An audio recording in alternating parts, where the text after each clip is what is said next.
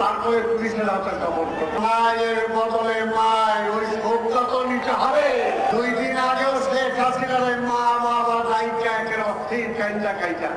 শেখ হাসিনার আজ খাওয়া নাকি দেশ চলবে না। আজকে কি দেশ চলতেছে না? এখনো যারা আজকে আপোষের কথা বলে কোন আওয়ামী লীগের জন্য আপোষ নাই, কোন আপোষ নাই। যারা আপোষের কথা বলবে তারা পরিষ্কার কথা বলে রাখবেন, আওয়ামী লীগের সাথে কোনো আপোষ নাই। আওয়ামী লীগের নেতা কর্মীদেরকে যেখানে পারবেন 2-4টা দিবেন, তারপরে পুলিশের হাতে খবর করবেন। পরিষ্কার কথা।